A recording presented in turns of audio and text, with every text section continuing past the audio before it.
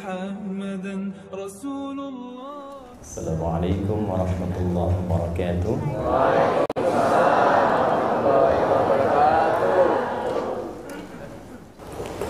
Bapak Ibu sehat? Langsung saja, karena waktu kita juga sangat terbatas, kita akan manfaatkan. Hari ini materinya kita ambil yang spesial. Biasanya kalau ada momen-momen tertentu, kita beristirahat sejenak dari kajian tafsir untuk menyiapkan diri guna bisa mengisi di momen-momen itu supaya bisa dimanfaatkan dengan ilmu sebelum amal. Misal, biasanya sebelum Ramadan saya bahas khusus tentang fikih Ramadan kan, supaya menikmati Ramadan ketika beramal itu dengan ilmunya. Bagaimana menikmati sahur dengan ilmu, bagaimana menikmati iftar dengan ilmu, bagaimana menikmati tarawih dengan ilmu. Ada perbedaan antara menunaikan amal dengan ilmu atau mencukupkan amal saja dengan ilmu yang minimal. Itu akan agak berbeda rasanya. Pun demikian, kita memasuki saat ini di bulan Rajab. Ada banyak pengetahuan tentang Rajab yang kiranya bila itu kita bisa dapati dengan baik, ada tambahan kenikmatan amal yang bisa kita langsungkan saat memasuki bulan ini. Ini poin yang sangat penting. Sekaligus juga menepikan berbagai macam informasi-informasi bukan hanya tidak akurat, tapi juga tidak selaras, tidak valid, tidak benar terkait dengan hal-hal yang seharusnya menjadi keutamaan di bulan Rajab. Nah, di situ kemudian juga kita akan membiasakan dengan sanad keilmuan supaya apa yang kita bahas itu memiliki dasar argumentasi yang tersambung keterangannya sampai ke Nabi Sallallahu Alaihi Wasallam. Ya, misal saya hari ini membawa satu kitab yang sangat bagus karya ulama yang luar biasa, namanya Fadail Syahrul Rajab, keutamaan bulan Rajab, yang di dalamnya juga menyampaikan turunan kitab lain. Jadi dalam satu kitab ada dua kitab tentang Tabyinul Ujab bima warada fi Fadaili Ar-Rajab.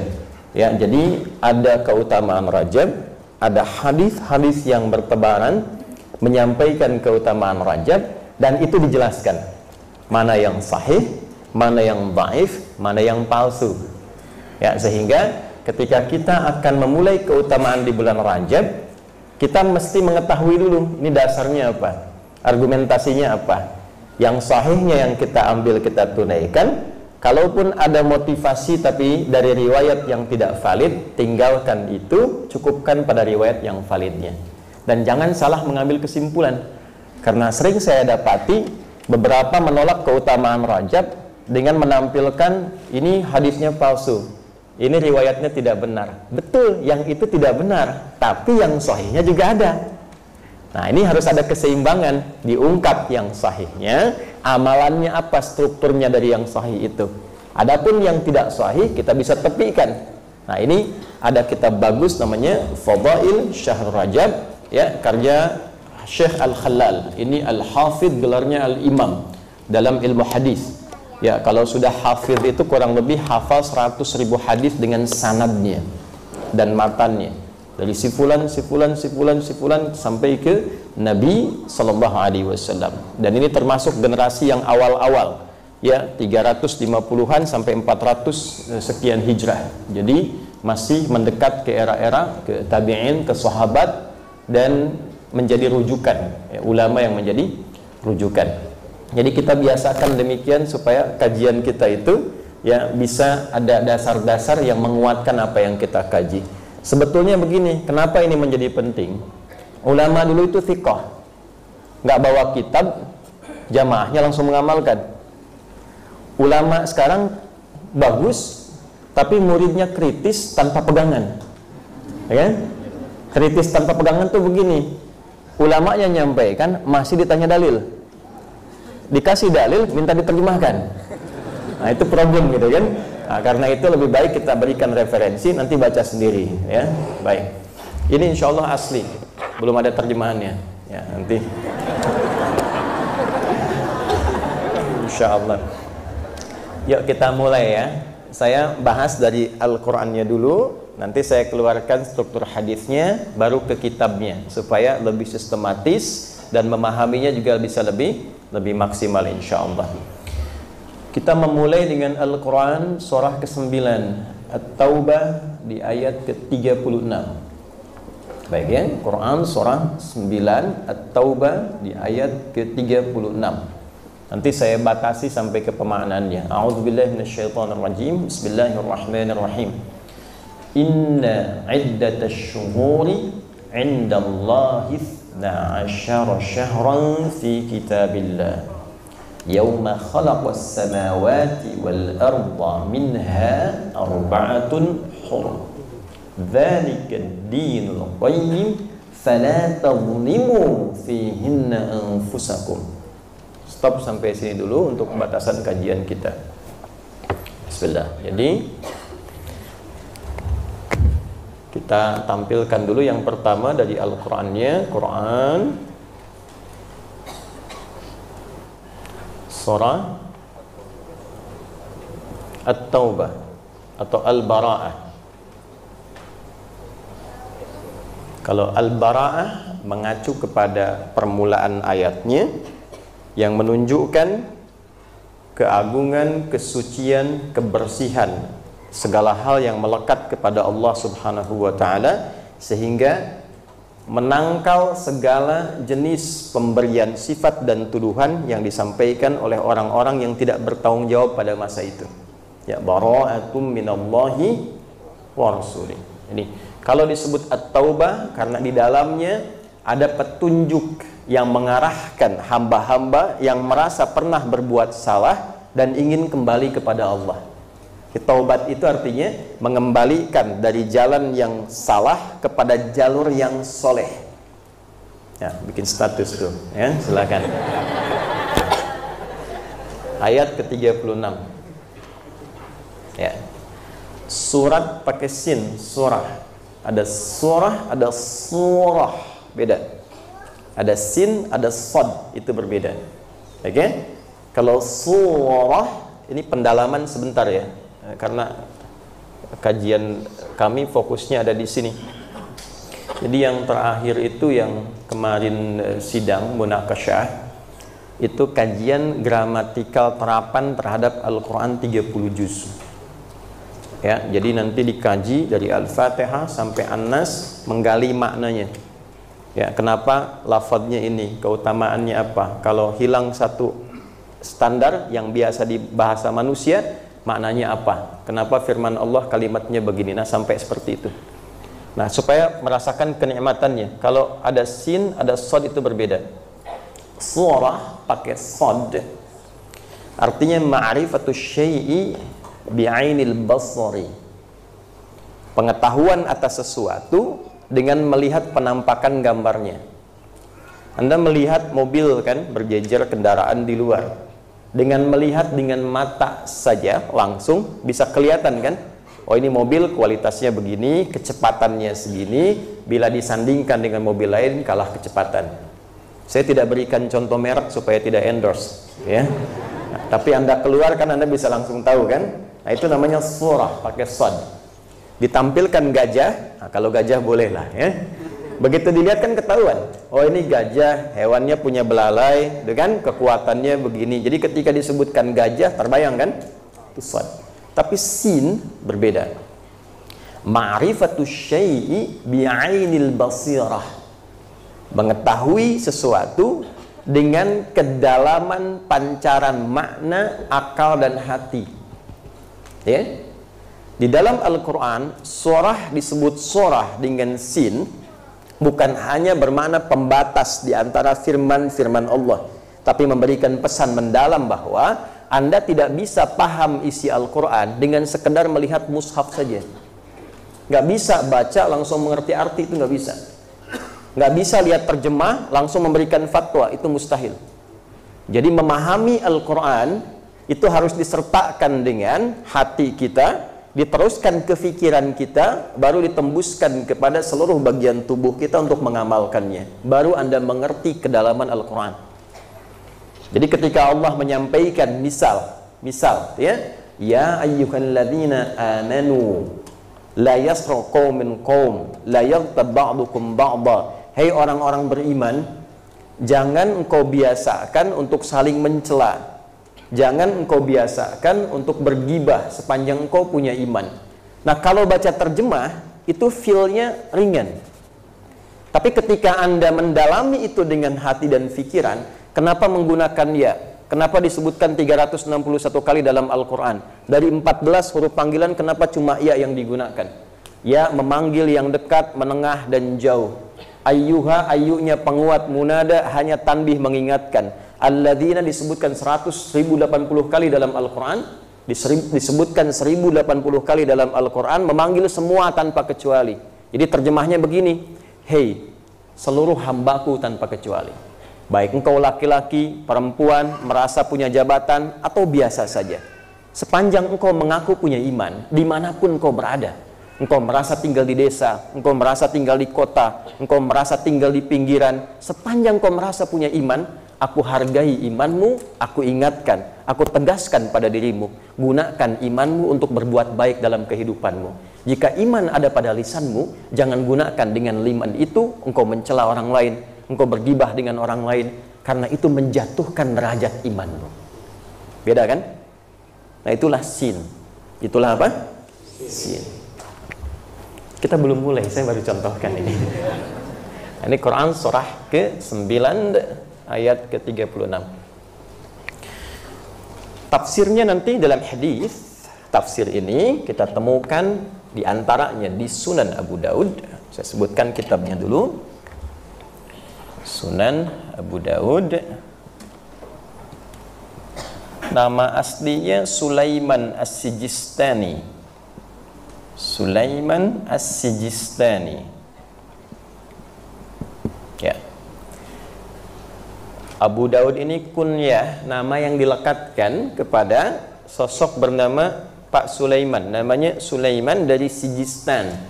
Dikenal dengan Sulaiman As-Sijistani, kunyahnya Abu Daud. Ada tafsir yang jarang diketahui. Ya, biasanya kalau Abu ini bisa kepada anak pertama, bisa kepada sifat dominan, ya kan? Atau kepada keistimewaan tertentu. Misal, jika ada orang punya anak pertama, ya, misal Nabi Muhammad saja, sallallahu alaihi wasallam, punya anak pertama Al-Qasim, maka ada tradisi di Arab sejak sebelum datang Islam untuk memuliakan dan memberikan penghormatan serta selamat pada sosok yang baru memiliki anak pertama, maka dilekatkanlah nama ayah kepada anak pertamanya. Nama Rasulullah sallallahu alaihi wasallam Muhammad, ya? Anak pertamanya Al-Qasim, maka beliau dihormati oleh masyarakat dengan nama Abul Qasim. Jelas di sini? Baik ya. Jadi asalnya Abu itu tradisi yang baik sejak era jahiliyah. Hampir dominan tradisinya, banyak yang tidak baik, tapi ada juga yang baik. Yang baik itu kelak dilestarikan. Jadi bukan menunjuk kepada nilai islaminya, bukan, tapi nilai penghormatannya. Yang dibenarkan oleh Islam adalah menghormati seseorang, memberikan kemuliaan pada seseorang, termasuk ketika seseorang merasakan kebahagiaan dan kenikmatan. Jadi ketika seseorang itu merasakan kebahagiaan, hadirlah kita sebagai muslim untuk membersamai kebahagiaan itu. Makanya Anda pernah dengar kan, Nabi itu tertawa dengan orang yang gembira, merasakan duka dengan orang-orang yang sedang bersedih. Itu terapannya seperti ini. Ketika teman kita dapat promosi, jabatan tertentu yang baik, kita bersamai dengan kebahagiaan. Kita ucapkan selamat kan? Kita senang. Kan? Yang ditinggalkan tuh yang riaknya, yang hasadnya.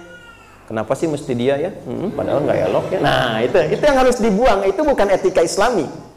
Ya. Nah, ada tradisi yang baik untuk mengungkapkan itu, dilekatkan nama Abu. Nah, itu tradisi yang ada di Arab sampai sekarang. Jadi bukan berarti Anda hijrah langsung jadi Abu misalnya kan? Nah, anak Anda namanya Kevin jadi Abu Kevin misalnya kan? Nah, walaupun itu boleh-boleh saja, tapi saya jelaskan supaya mengerti maksudnya. Ya, yang kedua bisa membentuk pada sifat. sifat, baik sifat positif ataupun sifat negatif. Ya, misal yang negatif Abu Jahal, ya itu kan paling viral ya. Nah, ada lagi yang setengah positif setengah negatif.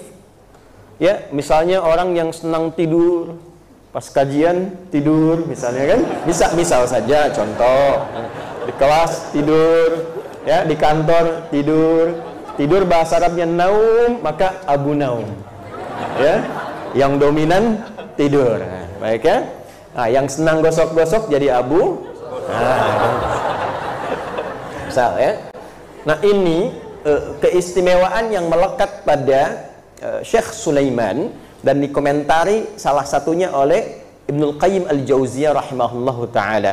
Beliau ini penguasaan hadisnya sangat luar biasa.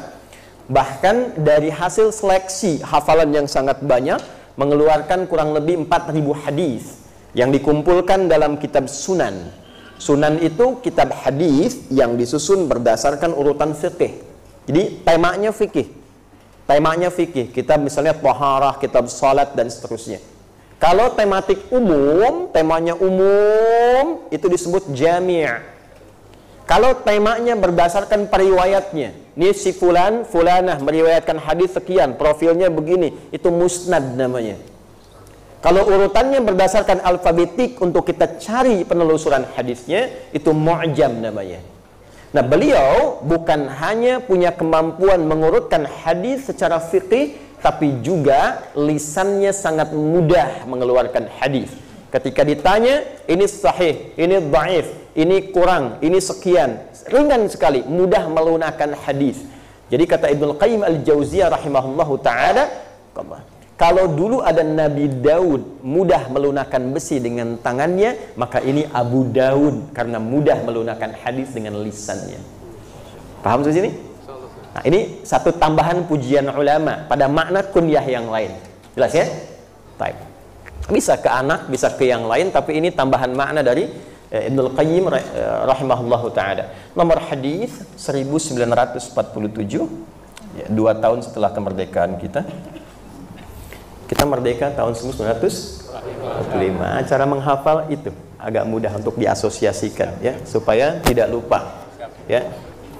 Atau kurang lebih ya 27 menit setelah Isya. Isya 19.20, 27 menit setelah Isya 1947. Rawinya Abu Bakrah, bukan Abu Bakar ya, Abu Bakrah bin Nafi' atau Nafi'.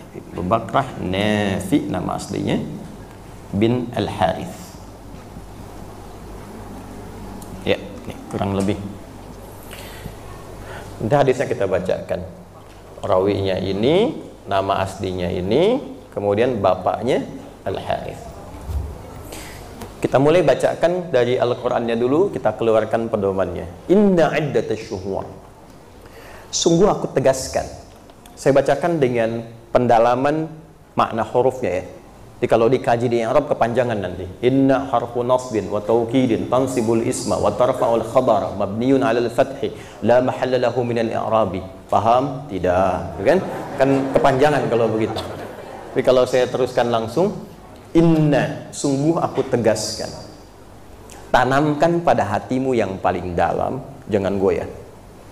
Inna iddatash syuhuri, bilangan bulan yang telah ditetapkan yang mengiringi kehidupan hamba, indallahi, telah ditetapkan di sisi Allah, 12 syahran fi kitabillah, berjumlah 12 bulan dalam setahun, berupa ketetapan yang telah dituangkan dalam kitab Allah. 1 tahun 12 bulan.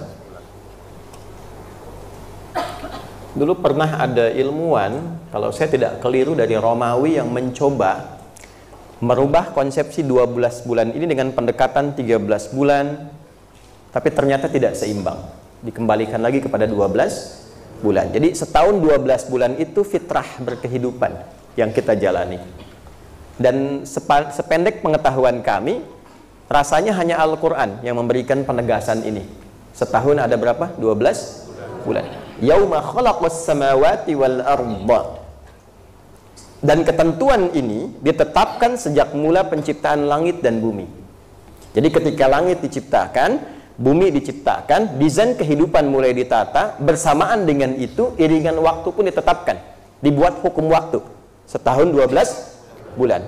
Minha arba'atun hurum. Dari 12 ini ada 4 bulan spesial untuk evaluasi, bulan refleksi, bulan evaluasi. Ada 4 bulan. Dan disifati dengan bulan hurum. Bila kita terjemahkan dengan bahasa kontemporer sekarang, bulan evaluasi atau refleksi. Pelan-pelan ya. Bahasa kekiniannya yang sering dipakai di bahasa Arab muhasabah gitu kan. Baik. Jelas di sini? Baik. Pelan-pelan. Perhatikan baik-baik, Bapak Ibu sekalian. Saya akan sampaikan satu materi yang mungkin jarang dikaji. Agak sulit ditemukan di beberapa referensi, ini butuh pendalaman-pendalaman. Karena itu saya minta Anda fokus betul. Hal yang kita bahas sekarang belum tentu dikaji di tempat-tempat pada umumnya.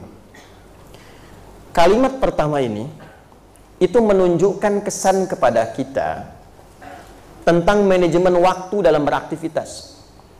Jadi Allah mengarahkan kepada kita, Anda kan hidup dalam setahun itu 12 bulan. Nanti sebulan ada 4 pekan. Baik ya, ada yang bertambah mungkin sedikit berdasarkan jumlah waktunya. Dari sepekan ada 7 hari. Nah, Quran mengajarkan pada kita keteraturan. Coba setahun ini Anda bagi. Bagi per trimester, 4 bulan, 4 bulan, 4 bulan. Quran kasih contoh. Ya, karena kenapa contoh ini yang muncul? Karena umumnya orang itu beraktivitas ingin selalu maju. Ya, belajar lagi, kerja lagi, kerja lagi. Tapi jarang di antara yang belajar dan bekerja itu mengevaluasi pekerjaannya.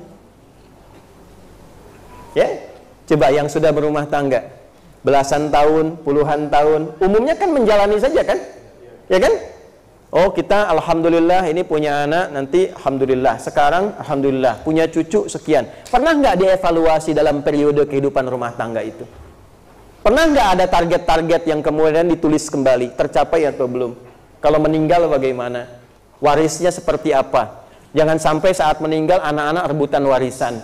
Jangan sampai saat meninggal terputus silaturahim. Jangan sampai kita didik dengan baik, sampai dengan masuk sekolah tiba-tiba jadi orang yang tidak baik saat sekolah. Jangan sampai kita ajarin sholat, tapi ketika kemudian dia tumbuh dewasa, dia lupa dengan Tuhannya. Pernah nggak dalam episode kehidupan itu dihadirkan momen untuk evaluasi? Nah, itulah kenapa yang dicontohkan pertama, evaluasi diri di bulan Hurum, supaya memberikan kesan bahwa ada pembagian manajemen waktu kehidupan yang harus kita uraikan. Dan ini yang sering dilupakan. Biasanya kan kalau sudah lupa suka nggak inget ya Bu ya? Nah. Sekarang kita bagi 12 bagi 4 berapa? Betul ya. 12 dibagi 4 3. 12 dalam setahun. Nah, ini yang jarang dibahas. 12 dalam 1 tahun. Dibagi 4. Minha arba'atun hurum. Dari 12 itu 4-nya bulan hurum. Maka yang sisanya berapa? 8 kan? Ini 4 bulan hurum. Baik, 4 lagi, 4 lagi. Ini yang jarang dikaji. Ya. Yang ini dulu, yang 4 ini. Yang bulan hurum itu apa saja? Sebentar. Tenang ya. Nah, kita tanyakan pada Nabi dulu.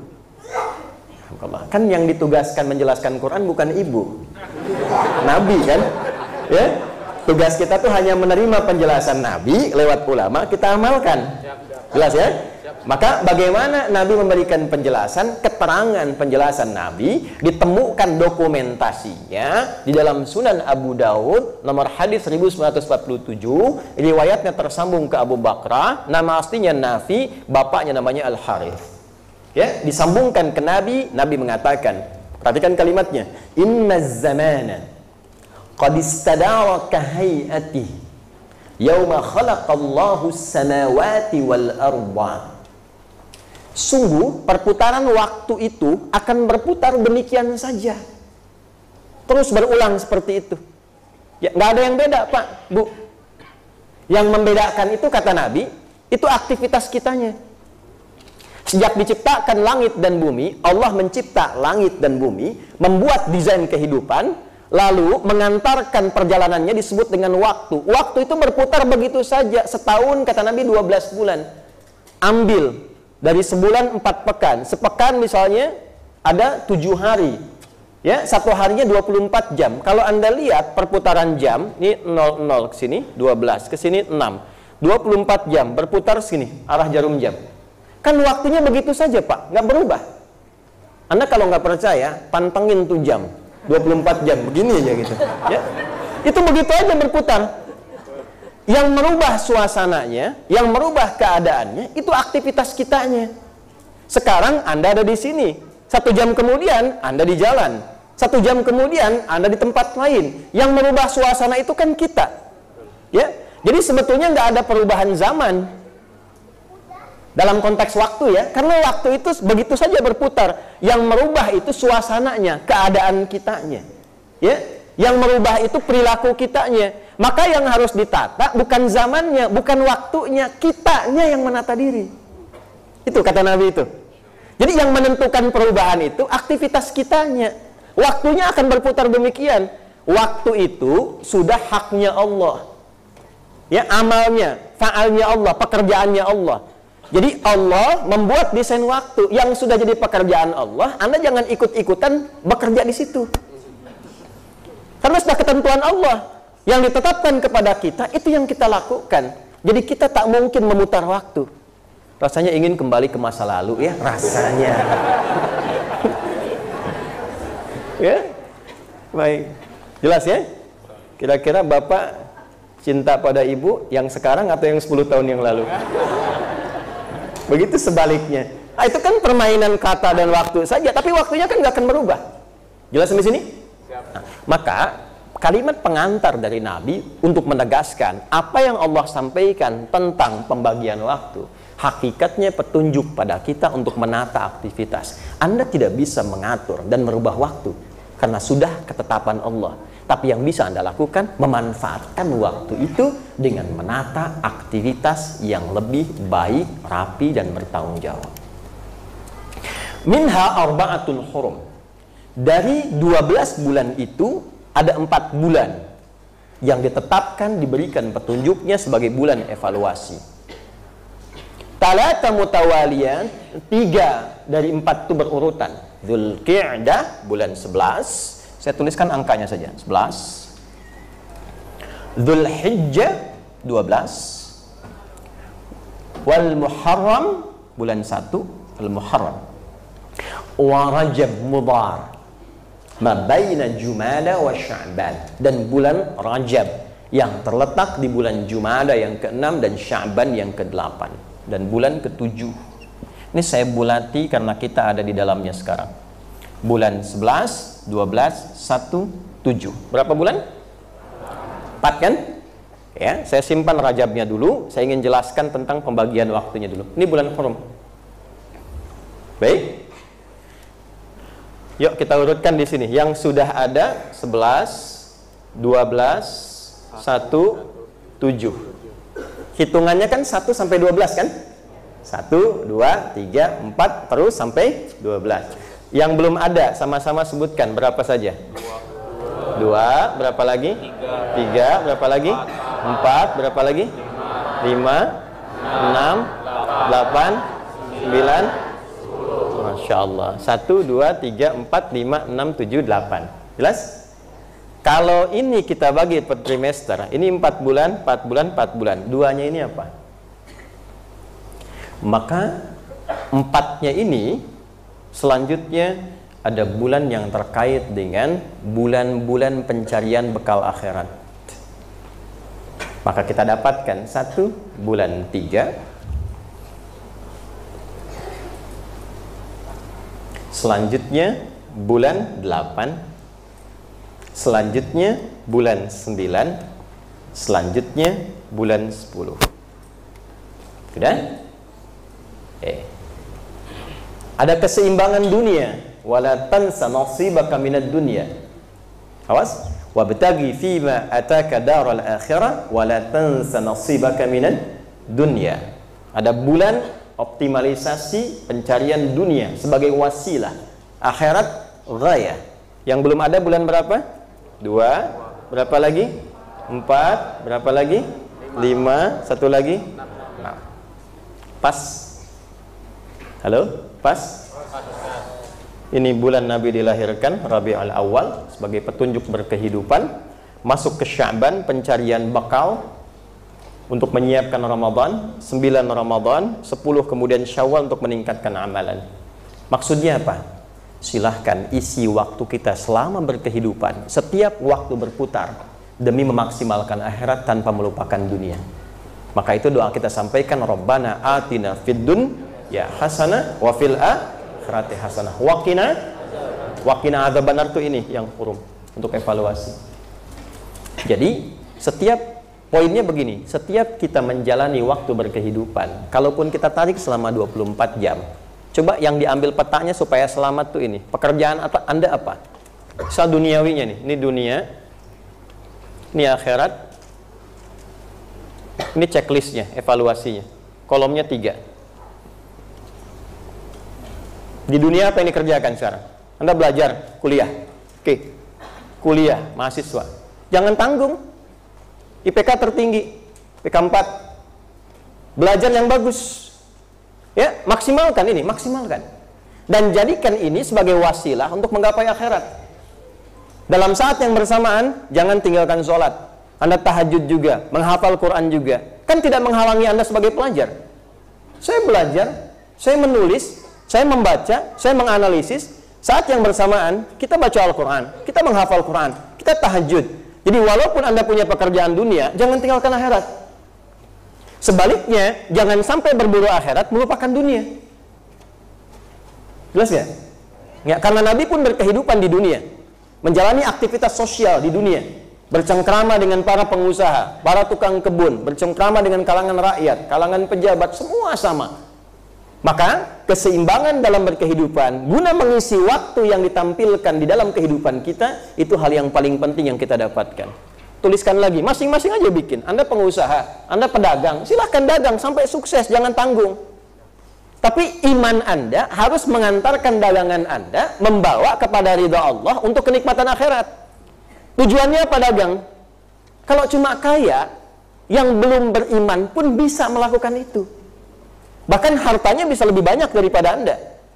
Lalu pembeda pada iman Anda itu melalui harta itu apa? Maka niatkan berdagang, niatkan usaha supaya saya bisa zakat, supaya saya bisa infak. Dalam saat yang bersamaan Anda mengerjakan dunia dan Anda meraih akhirat. Ya, zakat itu berapa persen? 2,5% batas standarnya. Jadi kalau Anda dagang, kerja, dapat 1 miliar, yang keluar berapa? 25 juta. Ya kan? Akhiratnya dapat, dunianya diraih, tenang ini, bahagia ini. Setelah itu evaluasi, cara dagangnya benar nggak? Betul memang 1 miliar, keluar zakat 25%, 2,5%, 25 juta, tapi hasil nipu. Tapi pada proses yang tidak disukai Allah, evaluasi. Ya, boleh jadi ada hal-hal yang tertinggal, ada akad yang kurang tepat, ada sesuatu yang tidak Allah sukai. Itulah pentingnya kita ngaji. Maka pembagian 3 bagian ini bukan berarti harus 4 bulan kerja, 4 bulan akhirat, 4 bulan evaluasi. Tidak harus begitu, bukan. Maksudnya bisa Anda sandingkan, ya, sandingkan. Ini loh manajemen dalam berkehidupan itu. Dunia maksimalkan, Allah. Akhirat optimalkan, tapi evaluasi juga. Paham sampai sini ya? Nah, Anda bisa sandingkan. Itu konsepnya kan nggak beriringan, lihat. Nggak beriringan. Misal, di sini ada 1 evaluasi. Memulai dengan diri kita siapa? Mitigasikan kemampuan kita, mulainya dari mana, kekurangan kita lengkapi, ya, apapun itu, termasuk dalam bab nikah. Anda mau nikah, mau rumah tangga bagaimana, nilai diri dulu. Saya kemampuannya segini, pantasnya begini, keadaannya begini, visi saya membangun rumah tangga seperti ini. Setelah tahu tentang diri, baru mulai aktivitas. Pindah dari 1 ke 2. 2 ada di mana? Dunia kan? Karena ini wasilahnya. Tapi 2 pasangannya 3, 3-nya ke sini, akhiratnya ini goyahnya. Orang bisa menikah tapi tidak semua yang menikah itu berharap ridha Allah. Maka saya ingin menata diri saya, menjalani wasilah kehidupan di dunia dengan menikah, tapi berharap mendapatkan rahmat dan ridha Allah dalam pernikahan dan kehidupan rumah tangga itu. Ini maksudnya. Jelas begini nggak? Ini jarang-jarang sekali ditampilkan dan dibahas. Tapi kita tampilkan ini supaya mengerti. Nah, dalam perjalanan waktu 12 bulan itu, kita akan terantarkan pada nama-nama waktu di setiap bulan. Seperti saat ini, kita ada di Rajab, bulan 7. Apa keutamaan Rajab? Wa ma adraka ma Rajab wa limadha summiya Rajabu Rajaba. Kenapa Rajab dinamakan dengan Rajab? Apa makna Rajab? Mengapa dipertahankan sampai sekarang padahal nama ini sudah ada sejak era jahiliyah? Kenapa dikukuhkan di dalam Islam dan diberikan muatan yang lebih, diisi lagi oleh petunjuk Nabi supaya lebih optimal? Nah, itulah yang akan coba kita antarkan dalam kurang lebih 15-20 menit ke depan. Ini intinya, yang tadi baru pengantar ya. Nah, kan kita bahas tentang Rajab ya. Tapi kita antarkan dulu supaya paham maksudnya, jangan ujuk-ujuk itu bahasa apa itu ya. Jangan tiba-tiba langsung masuk aja, Rajab begini, tidak, mengerti dulu maksudnya kenapa sih ada Rajab itu, apa sih konsep hidup itu. Nah, itu dulu yang kita tampilkan di awal supaya memahami ya. Ya, kita mulai. Rajab secara bahasa sudah? Secara bahasa dia berakar dari 3 huruf utama, ra, jim, dan ba. Bimakna ta'zim. Ra, jim, kemudian ba, bimakna ta'zim, sesuatu yang agung.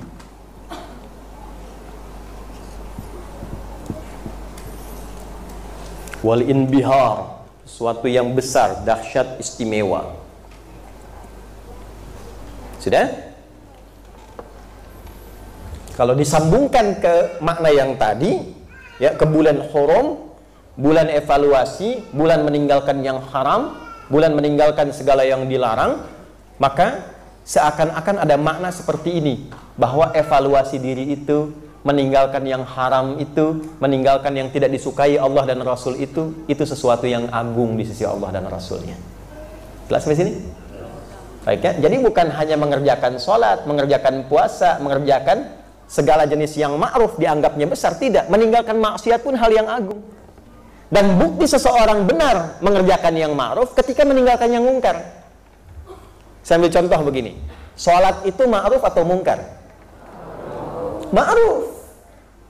Ma'ruf, sesuatu yang dinilai baik, sesuatu yang disyariatkan dan baik. Ya, dibenarkan, diwajibkan oleh Allah dalam yang fardu. Tapi apa ciri keberhasilan orang yang benar sholatnya pada perbuatan ma'ruf? Tanha anil fahsya wal mungkar, ketika mampu menjauhi yang mungkar. Quran surah 29 ayat 45. Utslu ma uhya ilaika minal kitab wa aqimis shalah. Innas salata tanha anil fahsya wal mungkar.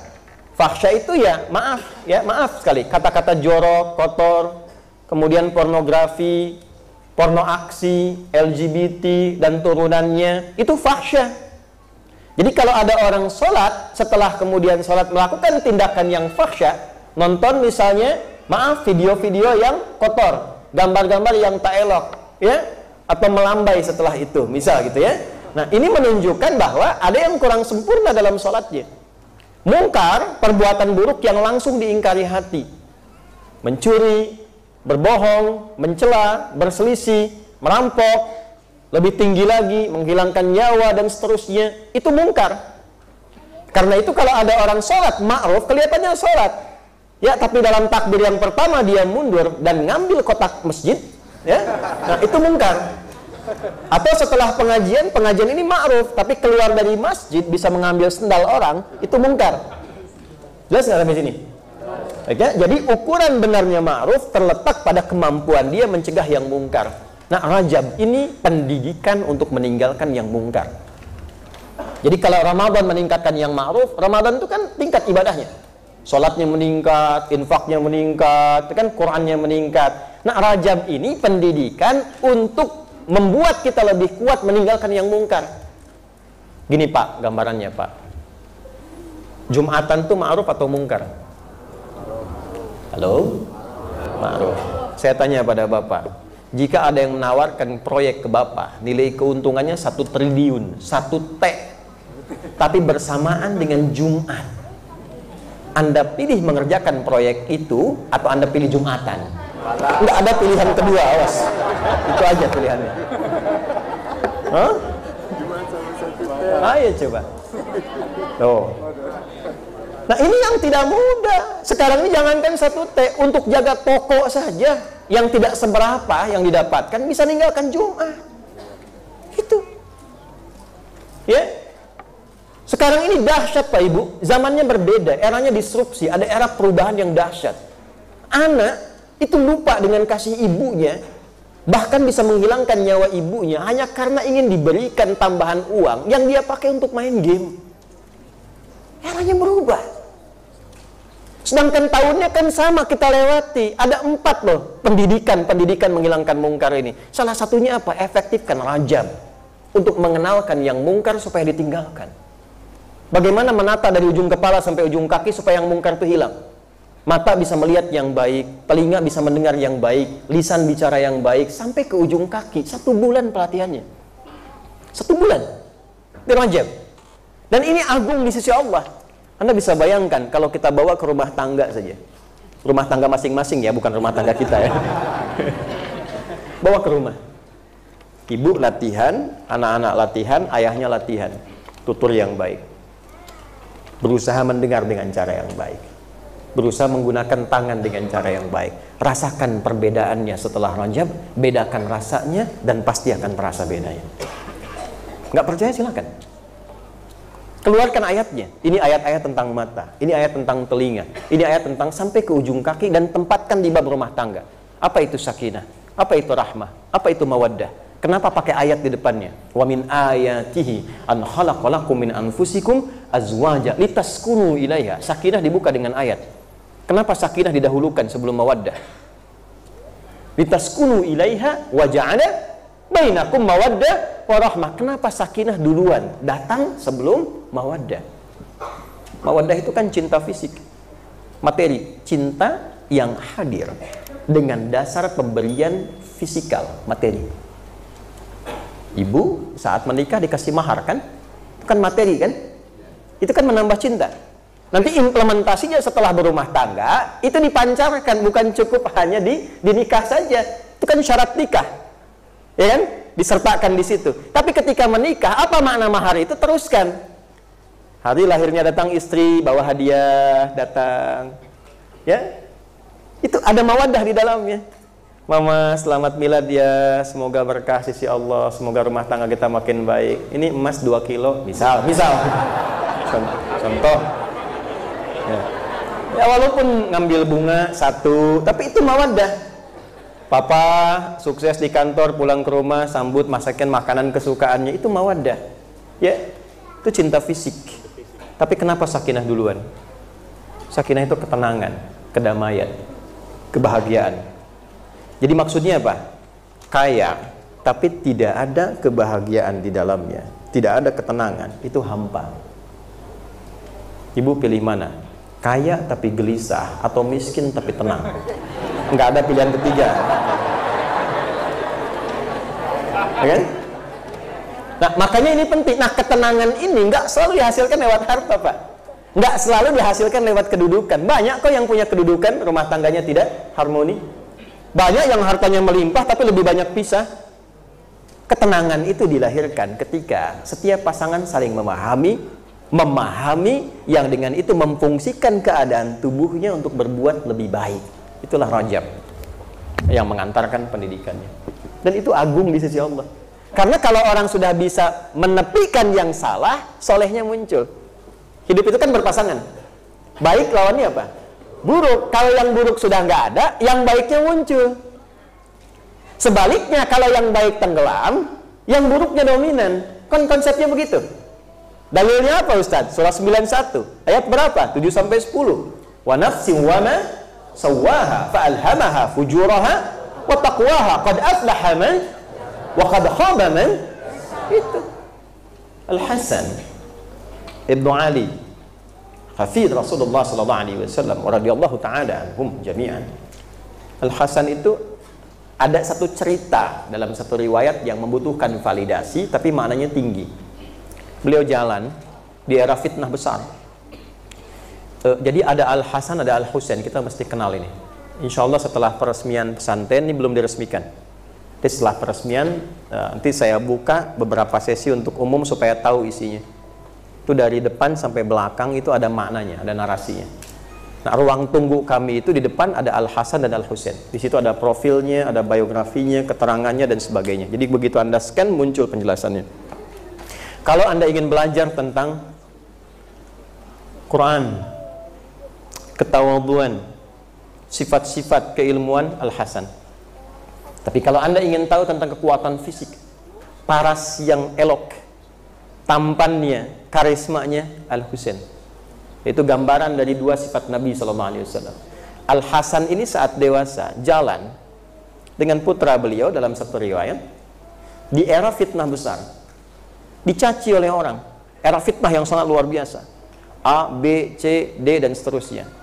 Beliau diam. Perhatikan, anaknya berkata, ya abati lima lam tarud. Pak, kenapa bapak enggak balas? Maksud balas tuh begini, klarifikasi aja bahwa itu kan enggak benar gitu. Perhatikan, apa jawab ayahnya? Wa ma adri kaifa arud. Bapak tuh nggak tahu gimana cara balasnya. Untuk mencari kalimat yang mengklarifikasi tuduhan orang, untuk mencari kata-kata saja supaya mengklarifikasi, itu masih berpikir jangan-jangan nanti dia tersinggung dengan kata-kata ini. Itu nyari kosakata yang pas nggak ketemu, saking baiknya orangnya. Ya.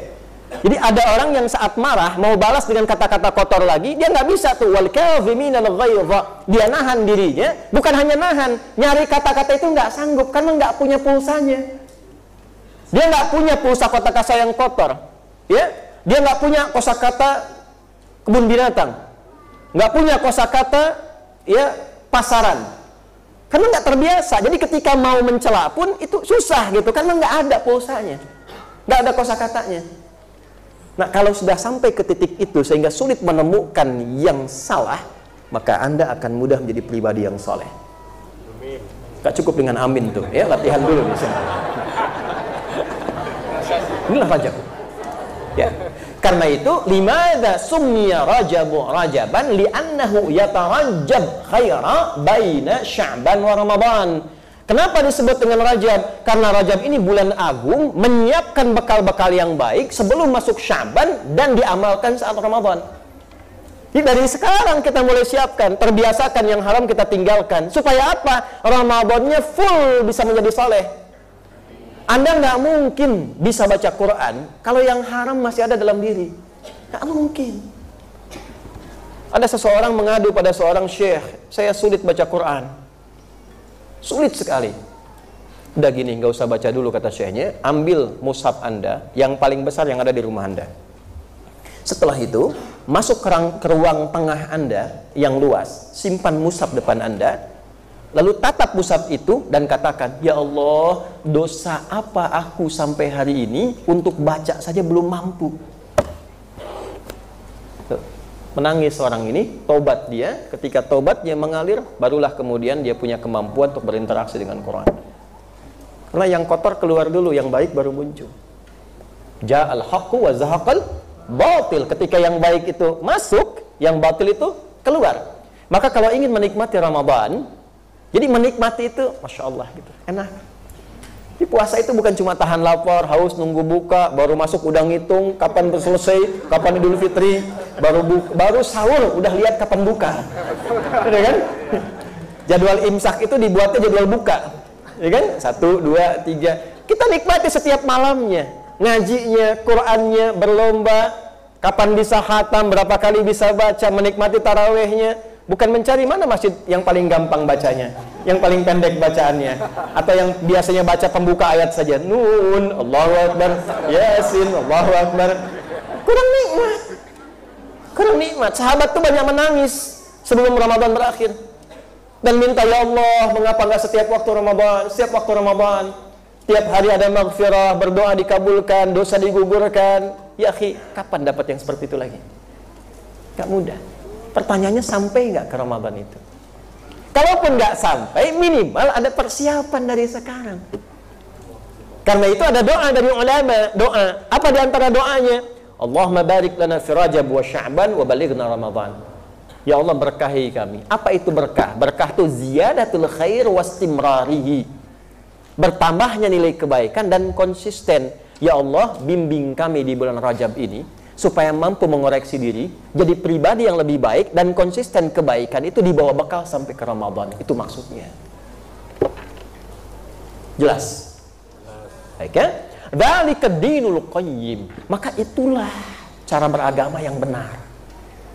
Ya, beragama yang benar itu bukan hanya ma'ruf, yang mungkarnya tinggalkan, keseimbangan dalam hidup, dunia maksimalkan, akhirat kita kejar dengan baik, seimbang. Ya. Itulah ajaran agama yang lurus. Dzalika dinul qayyim, cara beragama yang benar. Cara beragama yang benar, lisan berkata yang baik, telinga mendengar yang baik, bersama-sama menuju kebaikan, yang salah ditinggalkan, latihan meninggalkan yang salah seperti kita latihan mengerjakan yang soleh. Nah, bagaimana caranya? Fala tazlimu fihinna anfusakum. Ini untuk Rajab. Fala tazlimu. Fa-nya itu langsung pakai atof yang cepat. Kalau jeda sedikit pakai wawu, jeda panjang pakai thumma. Di sini pakai fa. Fala, kalau engkau sudah tahu, maka cepat. Nah, itu. Kalau engkau sudah paham tentang ini, Bapak Ibu paham yang saya jelaskan tadi? Saya ulangi, paham? Mengerti? Nggak apa-apa, kalau belum paham saya ulangi. Ya, paham? Mengerti? Kalau sudah paham, sudah mengerti, fala, maka cepatlah lakukan apa yang akan kata Allah saya uraikan ini. Saya sampaikan ini. Ya, apa itu? Fala tazlimu, maka janganlah engkau berbuat zalim. Fala tazlimu anfusakum fihin. Fala tazlimu anfusakum, pakai jama' dari kata nafas. Jamaknya ada dua, ada anfus, ada nufus.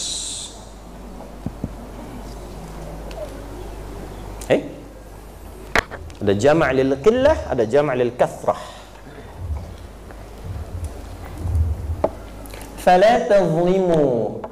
Bila engkau sudah memahami tentang cara beragama yang benar, maka segeralah amalkan di amalan bulan Hurum ini yang 4. Dzulqa'dah, Dzulhijjah, Al-Muharram, Rajab. Sekarang kita di Rajab. Ya. Bagaimana cara mengamalkan nilai di Rajab itu? La tazlimu, jangan berbuat zalim. Apa itu zalim? Ya, az-zulmu, orangnya zalim. Perbuatannya zulmun sifatnya. Apa itu zalim? Zalim itu wad'u syai'i fi ghairi mahalli. Memfungsikan sesuatu bukan sesuai fungsinya. Menggunakan satu hal bukan sesuai peruntukannya. Ini apa ini? Gelas. Apa fungsi gelas? Menampung air. Airnya diapakan? Diminum. Contoh. Bismillahirrahmanirrahim. Alhamdulillah.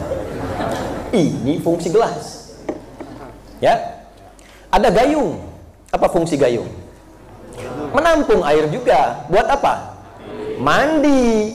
Kalau Anda minum pakai gayung, mandi pakai gelas, itu zalim namanya. Gelas. Oke? Ini ditaruhnya di mana?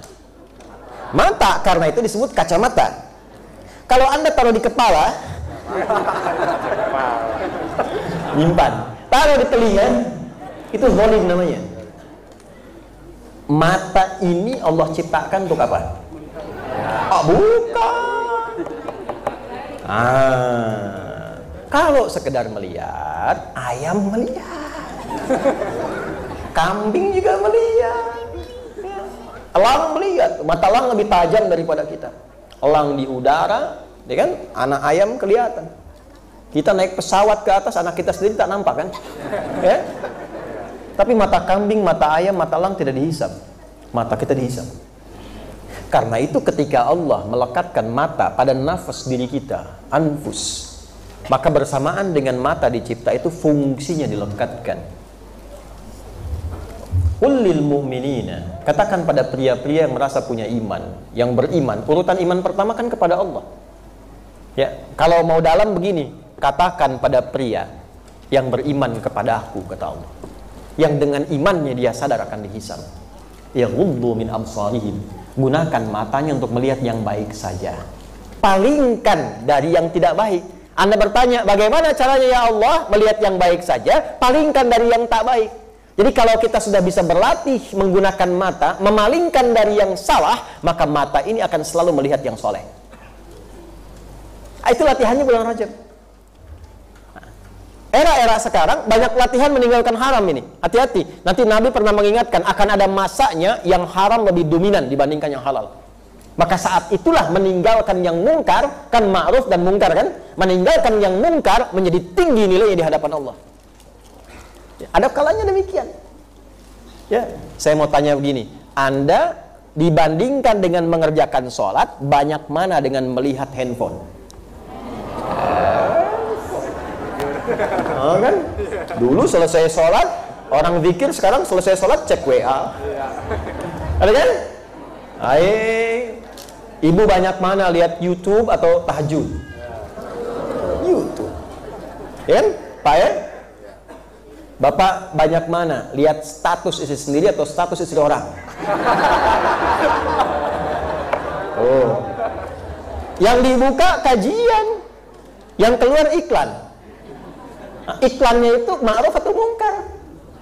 Oh, jawab sendiri itu mungkar. Kenceng jawab gitu. Ya kan? Yang diem tahu.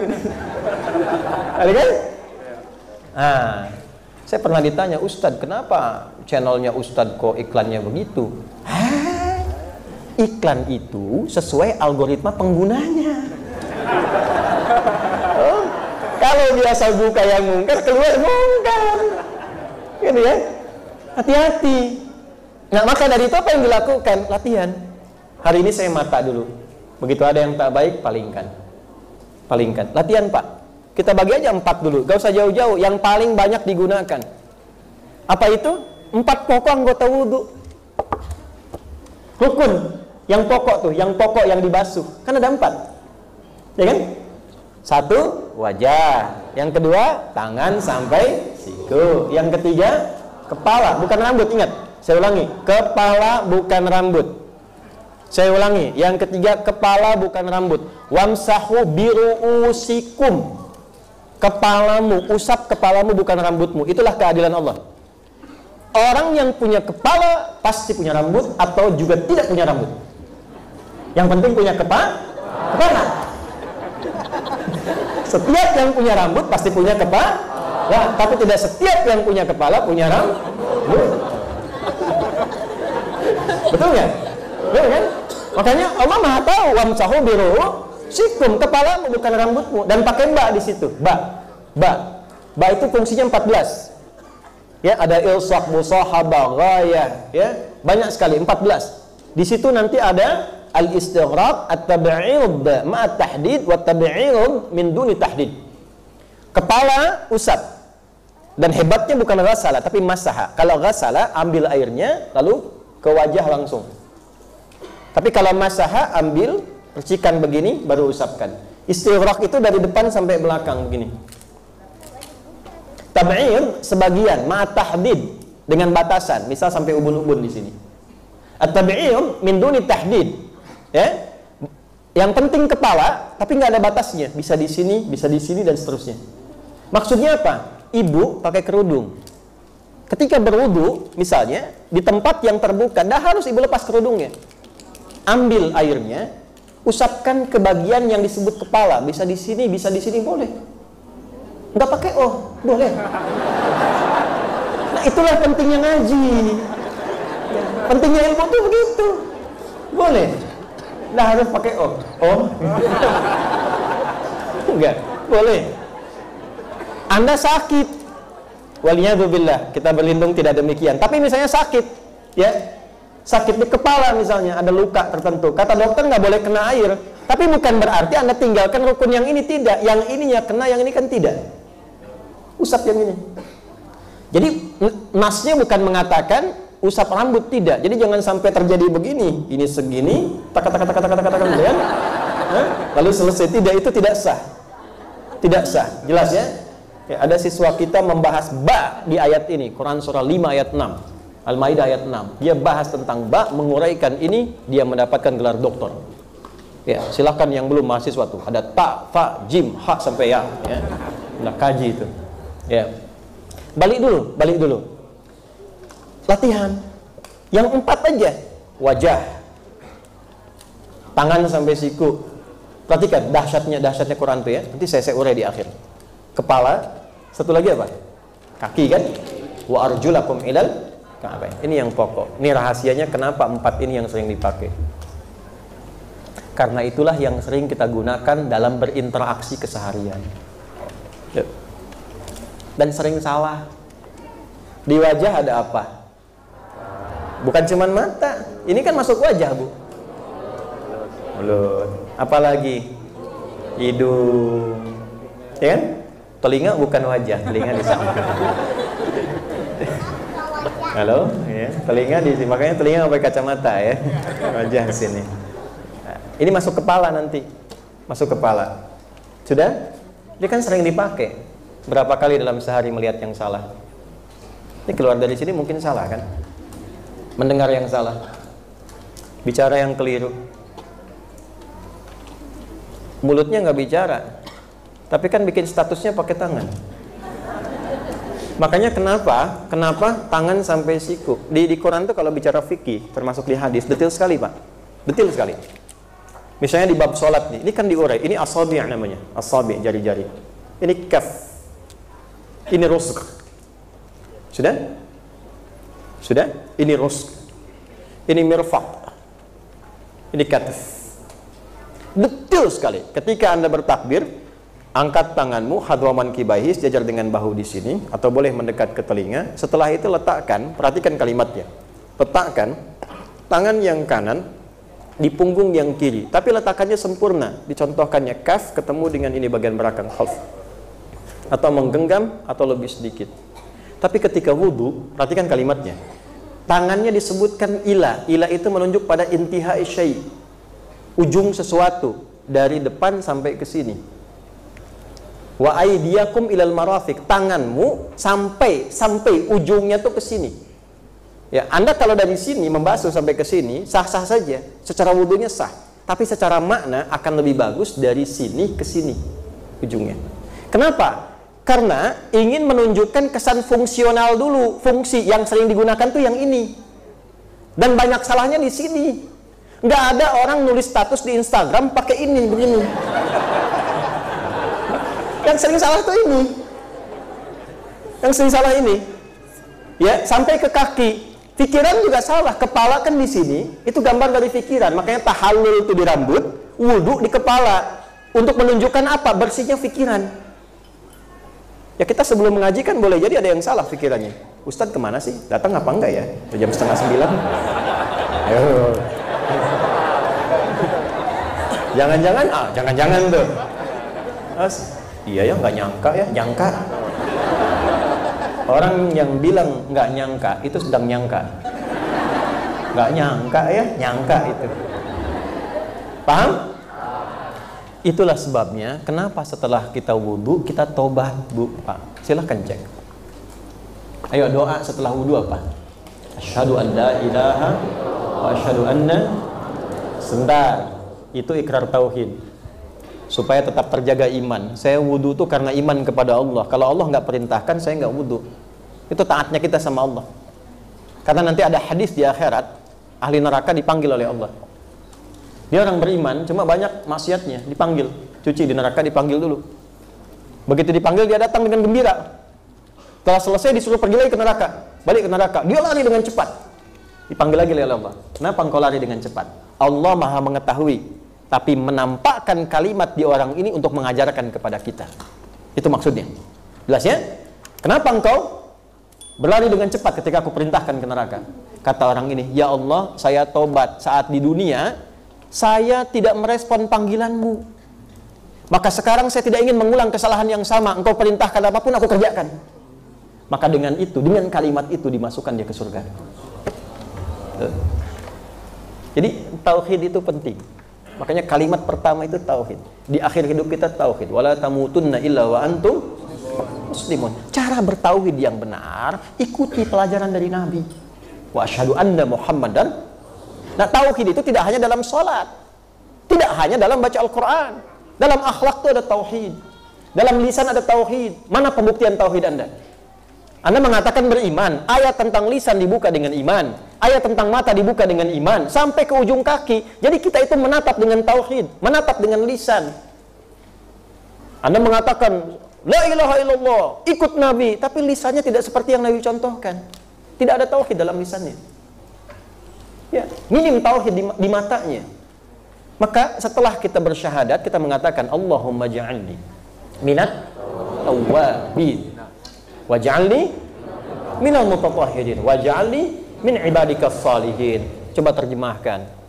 Ini problemnya karena apa yang dibaca jarang sekali dipahami maknanya, sehingga tidak terasa sampai ke jiwa. Apa yang dilihat tidak sampai ke hati.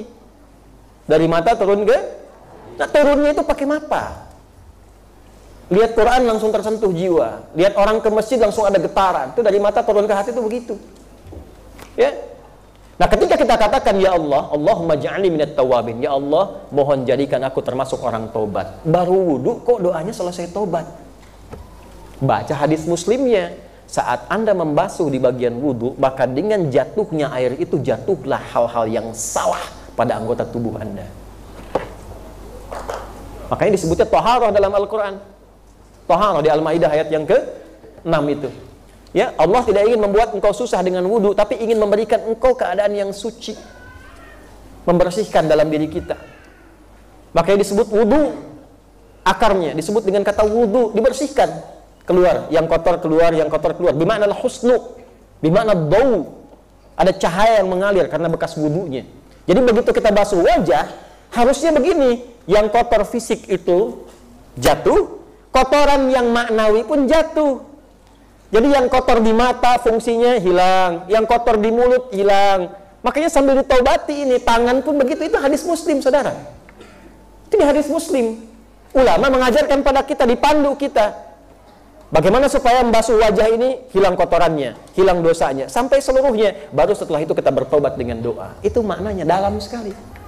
Makanya ada yang dibangkitkan di hari kiamat, ghurral muhajjalin, memancar cahaya min atharil wudu, dari bekas wudunya.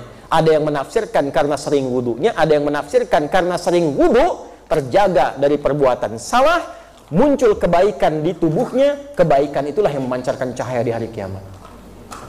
Makanya pernah saya katakan wudu itu punya akar yang sama dengan dau, dan saya spesialisasinya di situ. 2016 saya sampaikan itu. Hasilnya saya kena tahdzir. Gitu kan? Wah, ini Ustadz gak paham bahasa Arab katanya. Padahal jurusan kita bahasa Arab. Gitu kan? Dulu, tapi saya tidak membawa apapun di hati saya. Saya hanya contohkan saja ada hal-hal yang harus kita kembangkan pada yang lebih baik. Ya, didoakan ustadz-ustadz itu dilembutkan hatinya, diikhlaskan. Ya, kalau ustadznya bertengkar kan nggak baik, gimana muridnya? Kan? Jangan bawa apapun dalam hati kita kecuali kebaikan, supaya nggak berat saat dihisab di hari kiamat. Cukup musuhnya setan saja. Jelas ya? Kalau Anda simak mungkin nanti kapan-kapan bisa diuraikan. Begini, ini saya lihat ada konstruksi ilmiah yang keliru saat ini. Yang keliru. Bapak Ibu sekalian, Quran itu bahasanya bahasa apa? Ya. Bukan hanya bahasa Arab yang sempurna, yang menjadi patokan dari setiap kaidah bahasa Arab. Patokannya Al-Quran. Dan menjaga bahasa itu. Ada keutamaan di dalamnya. Jadi kalau Anda ingin mengerti isi Al-Quran, bermula harus dengan bahasanya. Baru setelah itu pendalaman keilmunya. Itulah sunnah para ulama. Imam Syafi'i itu ngaji bahasa sampai 40 tahun. Imam Malik dari bahasa dulu. Imam Ahmad demikian. Baru ngambil riwayat. Nah, jadi ketika mengambil bahasa, itu bukan supaya bisa bahasa, supaya tahu nahu dengan benar, sorof dengan benar. Bagaimana tasrifnya ini ke sini, bagaimana nahunya, kenapa ini A, kenapa I, kenapa U.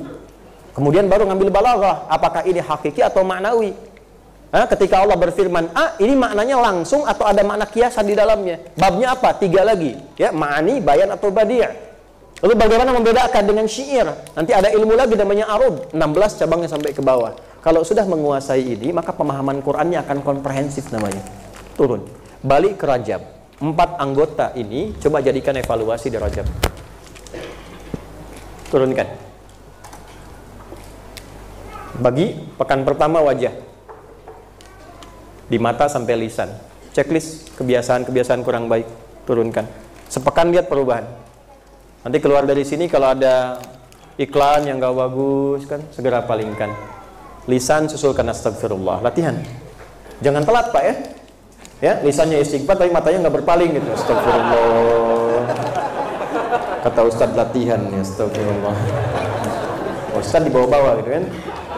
Nah, nanti pekan yang kedua turun lagi. Tangan ini. Kalau ngetik-ngetik yang baik. Mulai besok statusnya tentang Quran 1 ayat, maknanya apa? Hadisnya maknanya apa? Share kajian. Minta pendapat. Ya, kalau berdoa nggak usah di Instagram, nggak usah di Facebook. Ya Allah, begini aminkan ya. Gitu. Orang kurang sehat itu. Ya. Quran kan ngajarkannya hemparkan di atas sajadah. Innama ashku bathi wa hudni ila Allah, bukan di Instagram. Ya. Baik. Jadi kemudian dari situ kepala. Cek. Baru kemudian kaki sehingga melangkahnya benar. Ke kantor lewat jalan yang benar. Ya, mampir di tempat yang benar. Jaga 4 yang pokok ini, insya Allah selamat sampai akhirat.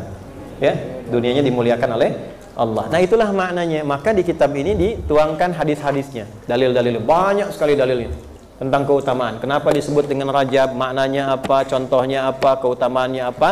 Termasuk contoh dari para sahabat yang diajarkan Nabi SAW. Nah, ada kejadian karena orang banyak lupa dengan petunjuk ini, lalai dengan Rajab, beberapa mulai kreatif, memberi motivasi, cuma dengan cara yang salah, menyusun hadis-hadis yang tidak tepat, dinisbatkan pada Nabi, padahal Nabi tidak pernah menyampaikan itu. Misal siapa yang sholat 1 hari aja, 1 malam aja di bulan Rajab mendapatkan ini. Siapa yang puasa 1 hari di bulan Rajab maka sudah sama dengan puasa Ramadan, gitu kan? Nah, kalau sudah 1 hari Rajab sama dengan Ramadan, ngapain puasa Ramadan, gitu kan? Nah, yang seperti itu hadisnya palsu. Tapi bukan berarti tidak ada keutamaan di bulan Rajab. Jelas sampai sini? Baik. Apakah boleh puasa di bulan Rajab? Boleh. Tidak ada dalil hadis dari Nabi puasa Rajab. Betul, kawan. Saya tidak sebut Joni karena ada yang Joni, takutnya saya Joni. Saya pernah bilang Joni, kemudian tiba-tiba saya lihat salah satu di komentar, saya sering disebut sama Ustadz. Betul kawan, tidak disebut Rajabnya, tapi ada petunjuk puasa bulan hurumnya. Yang sangat dicintai Nabi di luar Ramadan adalah puasa di bulan-bulan hurum. Rajab masuk bulan hurum. Kenapa puasa isyaratnya? Karena puasa satu-satunya amalan yang saat dikerjakan meningkatkan yang ma'ruf, mencegah yang mungkar. Secara otomatis. Jadi kalau Anda rajin puasa, itu pasti insya Allah terbentuk menjadi pribadi yang tidak senang maksiat. Karena puasa itu latihan mencegah maksiat, meningkatkan taat. Kalau nggak percaya begini ya, kalau Anda sedang puasa, jangankan sholat fardu, sholat sunnah Anda guru, nggak ingin tertinggal. Ramadan Bu, Ibu mengkapling sajadah di masjid, buat sholat apa itu? Tarawih. Kaplingnya dari asar kan? Ya, tujuannya tarawih kan? Saya tanya, tarawih itu sunnah atau fardu? Sunnah, jangankan yang fardu, sunnah aja diburu. Iya. Begitu seorang ibu mau sholat sunnah, sebentar Bu, ini kapling saya. Udah ada. Sunnah. Ya, Anda puasa sunnah pun kan nggak ingin ketinggalan duha kan? Duha itu kan sunnah, ya kan? Saat puasa, perhatikan, jangankan yang nampak, yang tak nampak pun dicari. Ya, ada yang minta kasih, tapi saat puasa, yatim di sini berapa orang ya? Fakir di sini berapa orang ya? Itu yang tak nampak pun dicari. Kalau tidak puasa, yang minta depan belum tentu diberi. Pak, tolong Pak, kemarin kan udah kan? Ya? Itulah dasarnya puasa. Saat yang bersamaan orang enggan berbuat maksiat. Minimal awal latihannya karena takut batal puasa. Ya, setelah itu terbiasa. Makanya koruptor itu libur dulu korupsi itu kalau puasa. Ya, itu pemarah Pak, pemarah. Itu bisa tahan amarah. Minimal sampai buka. Dulu pernah ada dapat kisah itu, suami istri jalan Bu. kisah itu. Suami itu pemarah luar biasa. Marah, ada apa-apa cepat marah itu. Sedang puasa, buka jam 6, 6 kurang seperempat, dia lewat depan tetangga, diprovokasi sama tetangganya. Itu suaminya diem aja. Istrinya bingung, dia tanya, "Pak, tumben gak marah?" Kata suaminya, "Ntar habis maghrib." Ntar habis maghrib. Tapi habis maghrib dia tahan, sayang hilang pahala. Nah, itu latihan. Itulah sebabnya kalau ada yang mengatakan apakah boleh puasa di bulan Rajab? Boleh. Silahkan. Dengan niat apa? Memperbaiki diri. Oke? Digolongkan pada bulan Hurum, menyiapkan diri untuk Sya'ban. Nanti Sya'ban lebih banyak lagi. Jangan kebalik. Rajab diperbanyak, Sya'ban nggak puasa. Nah, itu secara konseptual kurang tepat. Naik. Justru yang banyak puasa Nabi itu sunnah di Sya'ban. Rajab puasa supaya adaptasi dulu. Sehari, 2 hari, Sya'ban makin banyak. Supaya apa? Supaya lebih kuat tubuhnya. Ramadan sempurna 30 hari. Atau 29 hari sesuai dengan jumlahnya. Jelas sampai saat ini? Insyaallah. Kapan kita Ramadan kapan?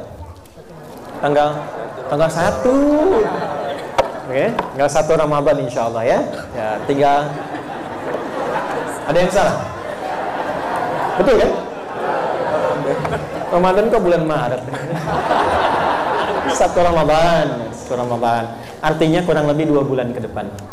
Ya, mudah-mudahan kita diridhai Allah Subhanahu wa taala, berikan kesehatan. Kita cukupkan pertemuan hari ini dengan bermanfaat.